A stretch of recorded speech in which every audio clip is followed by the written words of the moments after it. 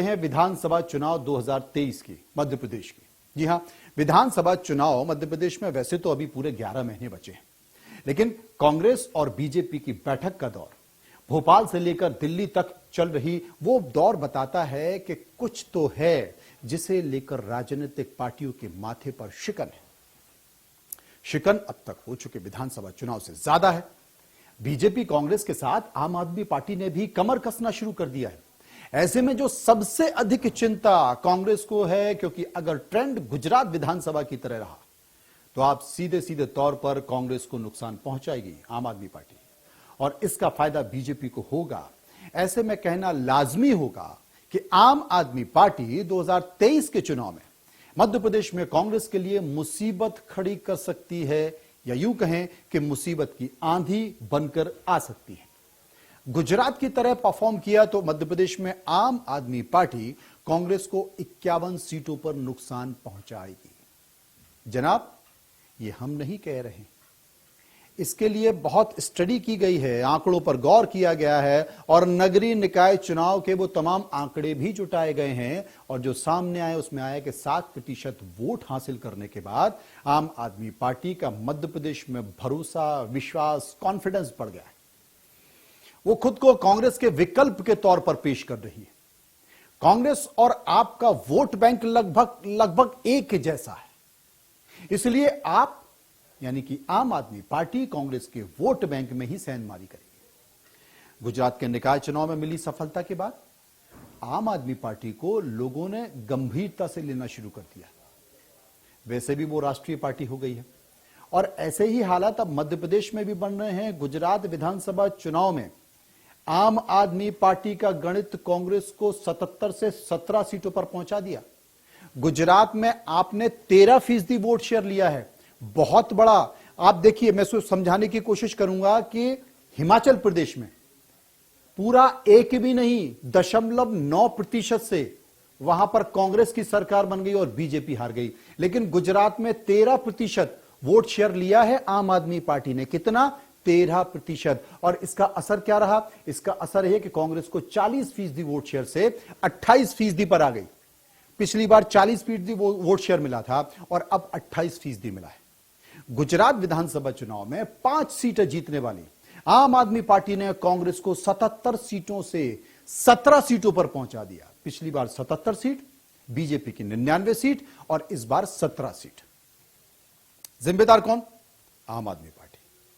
33 सीटों पर कांग्रेस और आपके वोट को मिला लिया जाए तो बीजेपी से ज्यादा है। मतलब कि साफ है कि यदि आप मैदान में नहीं होते तो ये वोट शेयर सीधे सीधे कांग्रेस पार्टी के खाते में जाता, और जाता तो फिर क्या होता?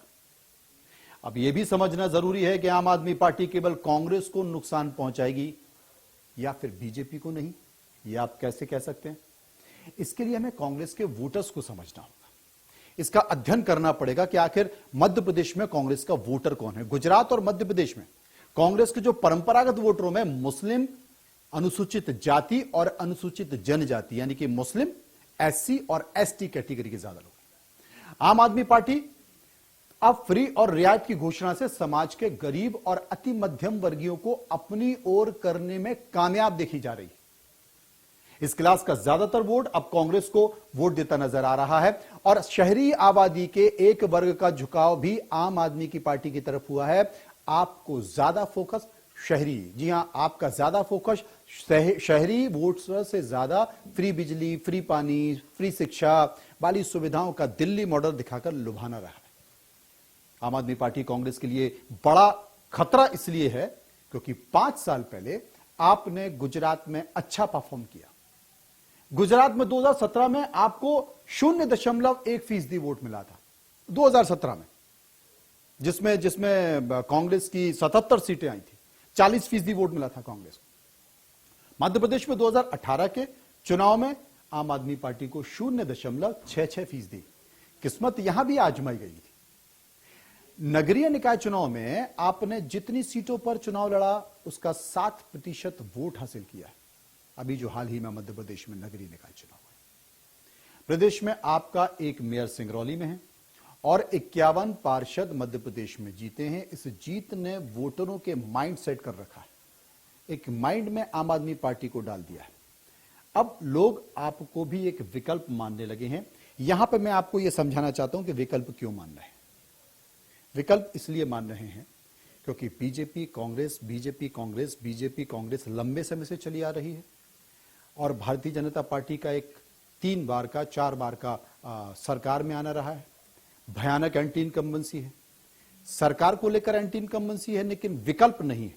गुजरात जैसी स्थिति है, वो विकल्प के तौर पर कांग्रेस के बुझे हुए चेहरों को देखती है और ये कहती है कि ये तो वही पुराना खोटा सिक्का है। अब ऐसे में अगर अरविंद केजरीवाल नए विकल्प के तौर पर दिखते हैं तो फिर लोगों का माइंडसेट बदलता है और वो माइंडसेट अब बन रहा है और इसी को अपनाना चाहती है आम आदमी पार्टी, इसी को निशाना भी बनाना चाहती है। अब यहां यह समझना जरूरी है कि आखिर वो कौन सी 51 सीटें जहां पर आम आदमी पार्टी नुकसान पहुंचा सकती है। वो पहला इलाका है मध्य प्रदेश का ग्वालियर चंबल संभाग, क्योंकि 34 सीटें यहां पर आती हैं जिसमें 10 सीटों पर आम आदमी पार्टी कांग्रेस को नुकसान पहुंचा सकती है। दरअसल दिल्ली से ग्वालियर की दूरी 300 किलोमीटर। ऐसे में ग्वालियर चंबल के 8 जिले प्रत्यक्ष और अप्रत्यक्ष तौर पर प्रभावित हैं। यहां की कुल 34 विधानसभा सीटें, करीब 1 लाख लोगों की दिल्ली में काम धंधे हैं। 1 लाख लोगों के दिल्ली में काम धंधे हैं, आवाजाही है और ऐसे में शहर और शहर से लगी 10 सीटों पर आम आदमी पार्टी कांग्रेस का गणित बिगाड़ सकती है। इसका छोटा सा उदाहरण ग्वालियर में मेयर का चुनाव, जिसमें आम आदमी पार्टी के प्रत्याशी को 46,000 करीब 46,000 वोट मिले थे और इसी के साथ ही 10 आदिवासी सीटों पर भी दिल्ली का फ्री मॉडल असर डाल सकता है। दरअसल गुजरात में आम आदमी पार्टी ने दिल्ली का फ्री मॉडल अपनाया और 5 सीटों में एक आदिवासी सीट पर भी जीत दर्ज की है। तो वहीं मध्य प्रदेश में 47 सीटें जो कि आदिवासियों की हैं, आरक्षित हैं। आम आदमी पार्टी लगातार जैस के साथ मीटिंग कर रही है। हालांकि जैस ने यह कहा है कि वो अपना एक अलग से मोर्चा बनाएगी और वो चुनाव लड़ेगी। कुछ और 1-2 संगठनों के साथ जैस मिलकर चुनाव लड़ने की बात कर रही है, लेकिन अभी 11 महीने हैं, तब तक क्या खेल हो जाए कुछ नहीं कहा जा सकता। जैस किसके साथ चली जाए कुछ नहीं कहा सकता, लेकिन आप जैस के नेताओं को अपने सिंबल पर, आम आदमी पार्टी जैस के नेताओं को अपने सिंबल पर चुनाव लड़ा सकती है और इसकी वो कोशिश भी कर रही है। जैस के कुछ नेता, जो जैस से जुड़े हुए कुछ नेता अभी मध्य प्रदेश के जेल में बंद हैं और वो आम आदमी पार्टी और आम आदमी पार्टी के नेताओं से, दिल्ली के रणनीति के सारों से लगातार कई समय से संपर्क में बने हुए। सिंगरौली की बात करें तो यहां पर निकाय चुनाव में आम आदमी पार्टी ने बाजी मार ली और रानी अग्रवाल मेयर चुन गई।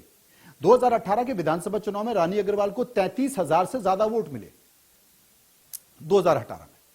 यहां पार्टी के 5 पार्षद भी जीते और ऐसे में आम आदमी पार्टी को उम्मीद है कि सिंगरौली में मेयर पद जीतने के बाद पार्टी निगम प्रभाव वाली 5 सीटें भी जीत सकती है। प्रदेश की कम अंतर से जीत वाली 25 सीटों पर भी आम आदमी पार्टी को उम्मीद है कि वहां भी झाड़ू का जादू चलेगा और अगर नहीं चला तो वो दूसरी राजनीतिक पार्टियों में झाड़ू लगाएगा। नुकसान कांग्रेस को पहुंचा सकता है, लेकिन कहीं भी हो सकता है। भाई ये तो दुधारू तलवार है, किसको लगी क्या पता, बस चलेगी। अब किसको लगेगी ये तो रिजल्ट आने के बाद ही पता चलेगा। लेकिन पिछले चुनाव में यानी कि 2018 में 26 सीटें ऐसी थी जिस पर कांग्रेस बेहद कम अंतर से हारी थी और गुजरात में 30 सीटें ऐसी थी जहां पर कांग्रेस बेहद कम अंतर से हारी थी। ऐसे में आम आदमी पार्टी का फोकस भी इन्हीं सीटों पर होगा। पार्टी को जिन 40 सीटों पर ज्यादा फोकस करना है, इसके लिए पार्टी ने बाकायदा सर्वे भी करा लिया है। इसमें वो सीटें भी शामिल हैं जिस पर हार जीत का अंतर काफी है कम। ऐसे में मध्य प्रदेश में अपने को मजबूत करने के लिए आम आदमी पार्टी 2 फार्मूले पर काम कर रही है, जिसमें पहला है फ्री स्कीम। इस रणनीति से आपको पंजाब में सत्ता मिली, गुजरात में भी लोगों ने 13% वोट देकर नेशनल पार्टी बना दिया और अब यहां भी समझना होगा कि गुटबाजी की बीमारी पहले कांग्रेस में ज्यादा थी, लेकिन अब यह बीमारी बीजेपी में भी सिर चढ़कर बोल रही है। 2023 के विधानसभा चुनाव में एक अनार कई बीमार की स्थिति बनी रही। बीजेपी और कांग्रेस भारी नुकसान उठाने वाली पार्टी है।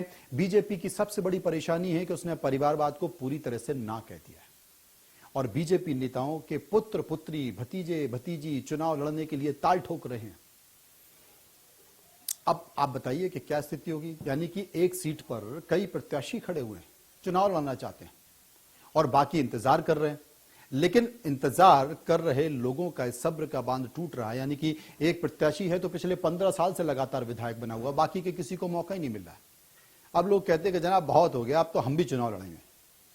और पार्टी वैसे भी बड़े पैमाने पर टिकट काटने वाली है, गुजरात फार्मूले की तरह बीजेपी भी बड़े पैमाने पर विधायक और मंत्रियों के टिकट काटने वाली है। ये लगातार सूचनाएं आ रही हैं। तो इन सब की आस अब आम आदमी पार्टी से। विद्रोह होगा, गुटबाजी होगी, लोग पार्टी छोड़ेंगे, सिटिंग एमएलए के टिकट कटेंगे, चाहे वो कांग्रेस हो या बीजेपी हो, तो सीधे कहां आम आदमी पार्टी, अरविंद केजरीवाल के भरोसे। और कांग्रेस में हालांकि अपने उम्मीदवारों को उम्र और परिवारवाद की सीमा से मुक्त रखा है कि भाई ना तो वो परिवारवाद मान रहा है और ना उम्र मान रहा है। वो तो ये मान रहा है कि जिसको टिकट देना है, जो जिताऊ उसको टिकट देंगे। लेकिन यहां पर भी अभी नहीं तो कभी नहीं जैसी स्थिति उम्मीदवारों के लिए बनी हुई है, और उनकी उम्मीद भी आम आदमी पार्टी से है। वैसे भी आम आदमी पार्टी का अगला टारगेट छत्तीसगढ़ और राजस्थान से ज्यादा मध्य प्रदेश ही है। और ऐसे में मध्य प्रदेश में विधानसभा चुनाव को लेकर रणनीति बीजेपी और कांग्रेस भले ही बनाए, लेकिन आम आदमी पार्टी को नजरअंदाज नहीं करना चाहिए। नहीं तो या कहा है ना किसी ने, नजर हटी और दुर्घटना घटी। घट सकती है दुर्घटना कहीं भी, क्योंकि दुधारू तलवार है।